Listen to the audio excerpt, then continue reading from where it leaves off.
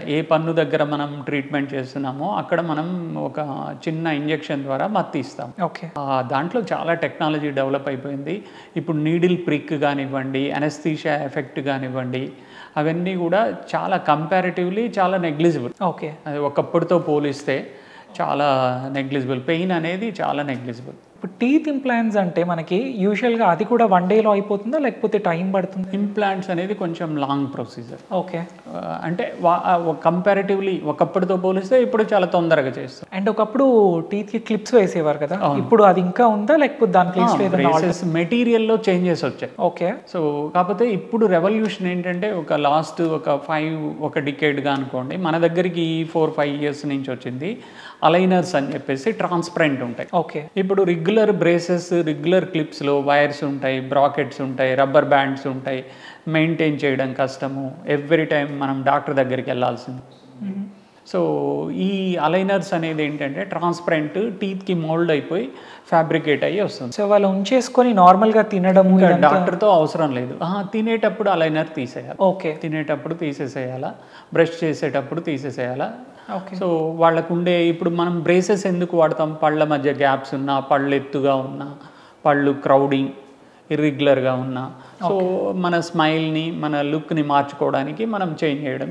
So అది కూడా patient to patient డిఫరెంట్‌గా కస్టమైజ్ అయ్యి వస్తుందా? లేకపోతే అందరికీ కామన్? పేషెంట్ టు పేషెంట్ అది కస్టమైజ్డ్ అయ్యి వస్తుంది. ఆ పేషెంట్‌కి ఎలాంటి ఇర్రెగ్యులారిటీస్ ఉన్నాయి, ఓకే. సో క్రౌడింగ్ ఎట్లా ఉంది, గ్యాప్స్ ఎట్లా, కొంతమందికి పళ్ళు ఎత్తుగా ఉంటాయి, కొంతమందికి ఒకటే ప్లేస్‌లో 2, 3 పళ్ళు ఉండేసి బ్రష్ చేసుకోవడం కష్టంగా ఉంటుంది. 24 ఇయర్స్ ఆఫ్ ఎక్స్‌పీరియన్స్‌లో సో మీరు చాలామంది పేషెంట్స్ని చూసుంటారు అండ్ డెఫినెట్లీ మనకు టెక్నాలజీ అప్డేట్ అవుతుంది అండ్ ట్రీట్మెంట్ మెథడ్స్ కూడా అప్డేట్ అవుతున్నాయి కదా! సో దాని గురించి ఏమైనా చెప్పండి. అంటే ఒకప్పటికి ఉండే టెక్నాలజీ ఎక్విప్మెంట్కి ఇప్పుడు చాలా చేంజ్ వచ్చింది. ఓకే. ఇప్పుడు యాక్చువల్గా మేము ఒకప్పుడు ఎక్స్రే తీసుకోవాలి అంటే ఒక పెద్ద ఎక్విప్మెంట్ ఉండేది. సో ఒక స్టాండ్ లాగా ఉండేది, అదంతా టైం పట్టేది. దాన్ని మనం వాటర్లో వాష్ చేసి ఆ ఫిల్మ్ని డ్రై చేసి చూసేవాళ్ళం.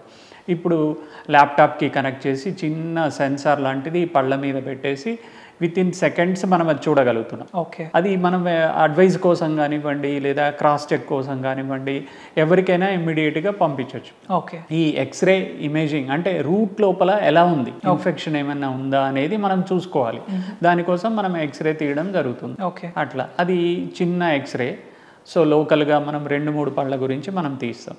ఇంకా full mouth X-rays, so then ఇంకా స్కానింగ్స్, సిటీ, ఇది చాలా. అంటే మనం ఒక టీత్ని మామూలు ఎక్స్రేలో వన్ సైడ్ నుంచే మనం చూడగలం.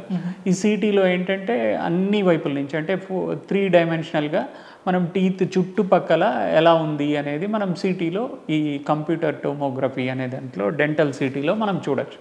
సో దానివల్ల ఏంటంటే డయాగ్నోసిస్ అనేది పర్ఫెక్ట్గా చేసుకోగలం. టీత్ లోపల ఎక్కడ ఏ యాంగిల్లో చెడిపోయింది, రూట్ ఎంత సైజులో ఉంది, సో మనం ట్రీట్మెంట్ చేయాలి. సో ఈ స్కాన్ కాకుండా ఇంకా ఎక్విప్మెంట్ వైజ్గా, ఇంకా ట్రీట్మెంట్స్ వైజ్గా డెంటల్ చైర్స్, పేషెంట్ కూర్చునే చైర్స్ అయితేనేమి, వాటిల్లో ఎలక్ట్రిక్.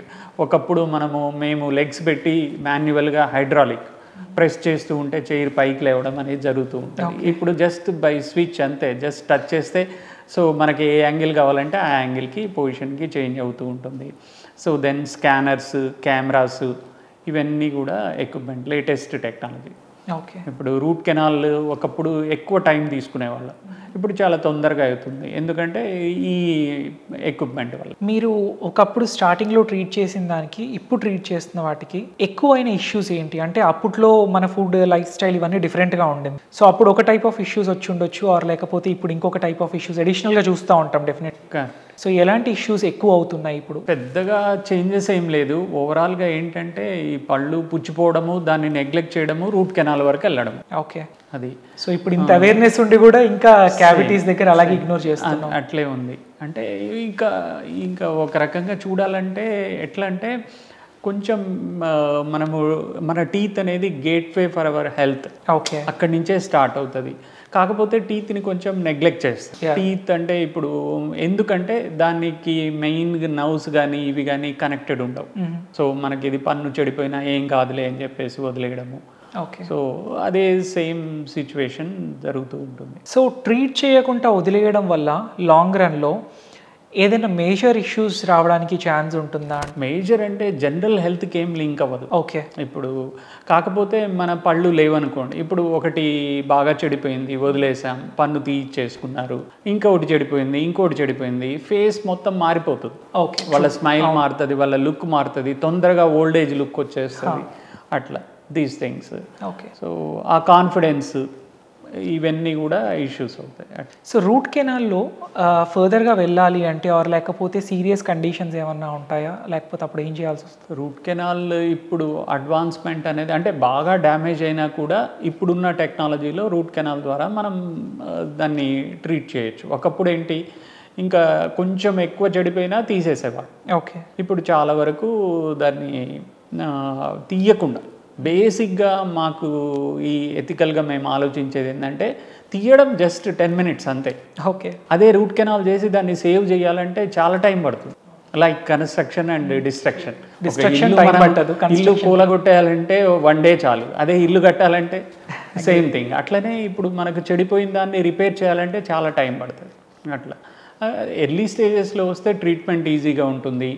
చార్జెస్ వైజ్ కూడా అఫోర్డబిలిటీ వైజ్ కూడా బెటర్ ఉంటుంది. సో అవి బీడీఎస్తో అయిపోతాయా లేకపోతే ఎండిఎస్తో ఫర్దర్? ఇప్పుడు రూట్ కెనాల్ అనేది ఎండిఎస్లో ఒక స్పెషలైజేషన్. ఓకే.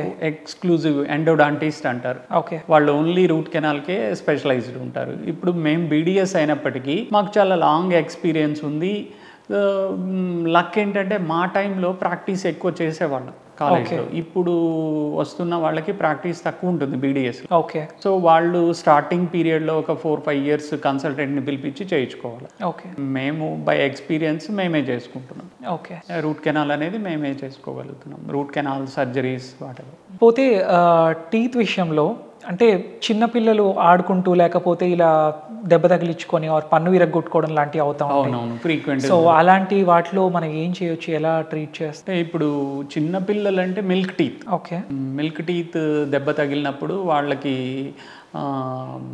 మేబీ 1 year నుంచి స్టార్ట్ అయిపోయి 3 years లోపల మిల్క్ టీత్ పాల పళ్ళు అనేవి వచ్చేస్తాయి. ఓకే. ఆ తర్వాత 6 years నుంచి ఆ పళ్ళు ఊడిపోయి పర్మనెంట్ టీత్ రావడం జరుగుతుంది. ఓకే. అంటే 6 years తర్వాత వచ్చే పన్ను లైఫ్ లాంగ్ ఉండే పన్ను. ఓకే. అది బై ఛాన్స్ వాళ్ళు సైకిల్ తొక్కేటప్పుడు కింద పడ్డప్పుడు ఎక్కడైనా జరిగిందనుకోండి, ఇమ్మీడియట్గా ఆ టూత్ని ఐస్ క్యూబ్స్లో కానీ లేదా మిల్క్లో కానీ ఏదైనా చిల్డ్ అంటే క్రాస్ ఇన్ఫెక్షన్ కాకుండా జాగ్రత్తగా ఒక పాలిథీన్ కవర్లో వేసుకొని తీసుకొస్తే దాన్ని సేమ్ పొజిషన్లో పెట్టేసి దానికి పక్కన పళ్ళ నుంచి సపోర్ట్ ఇచ్చేస్తే అది మళ్ళీ ఫిక్స్ అయిపోతుంది. ఓకే.